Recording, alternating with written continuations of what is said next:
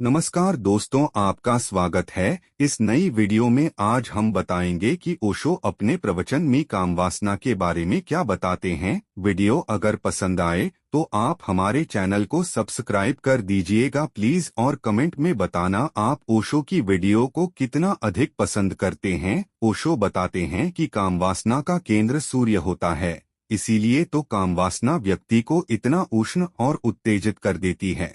जब कोई व्यक्ति कामवासना में उतरता है तो वह उत्तप्त से उत्तप्त होता चला जाता है।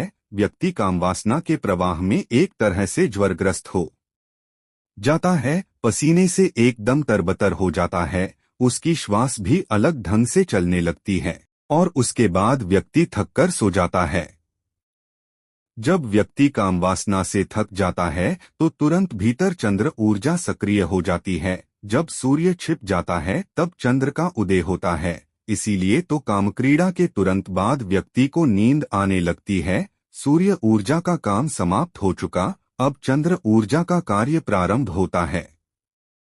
भीतर की सूर्य ऊर्जा काम केंद्र है। उस सूर्य ऊर्जा पर संयम केंद्रित करने से व्यक्ति भीतर के संपूर्ण सौरतंत्र को जान ले सकता है। काम केंद्र पर संयम करने से व्यक्ति काम के पार जाने में सक्षम हो जाता है, काम केंद्र के सभी रहस्यों को जान सकता है, लेकिन बाहर के सूर्य के साथ उसका कोई भी संबंध नहीं है।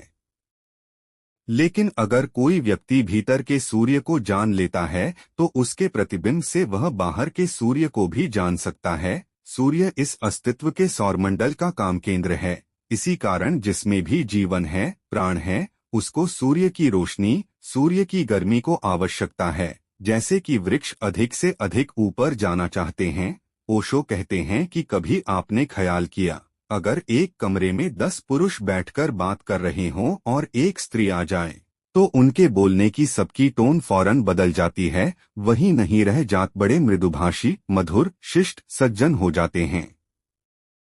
क्या हो गया, क्या हो क्या गया? एक स्त्री के प्रवेश से उनको भी ख्याल नहीं आएगा कि यह अभ्यास चल रहा है। यह अभ्यास है, बहुत अनकॉन्शियस हो गया, अचेतन हो गया, इतना कर डाला है कि अब हमें पता ही नहीं चलता।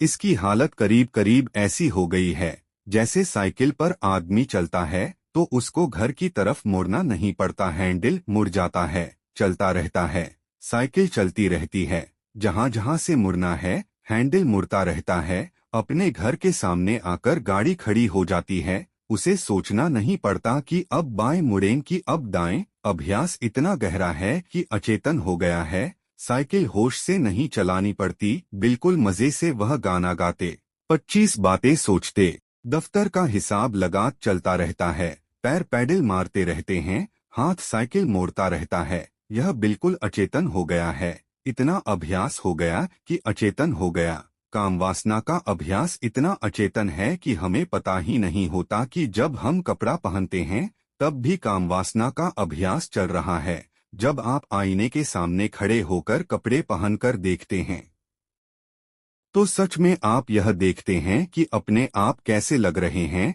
या आप यह देखते हैं कि दूसरों को आप कैसे लगेंगे। और अगर दूसरों का थोड़ा ख्याल करेंगे तो अगर पुरुष देख रहा है आईने में तो दूसरे हमेशा स्त्रियां होंगी, अगर स्त्रियां देख रही हैं तो दोनों हो सकते हैं, पुरुष और स्त्रियां भी, क्योंकि स्त्रियों की कामवासना ईर्ष्या से इतनी संयुक्त हो गई है जिसका कोई हिसाब नहीं है।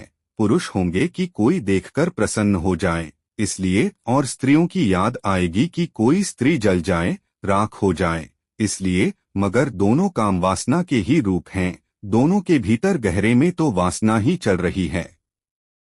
यह अभ्यास 24 घंटे चल रहा है तो फिर वैराग्य का जो पक्षी आता है आपके पास कोई जगह नहीं पाता जहां बैठ सके, व्यर्थ हो जाता है।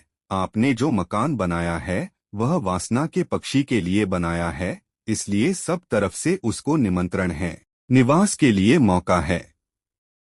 वीडियो अगर अच्छी लगी तो आप हमारे चैनल को सब्सक्राइब कीजिए, और कमेंट में बताना कि ओशो को भगवान की संज्ञा दी जा सकती है या नहीं। वीडियो देखने के लिए आपका बहुत बहुत धन्यवाद।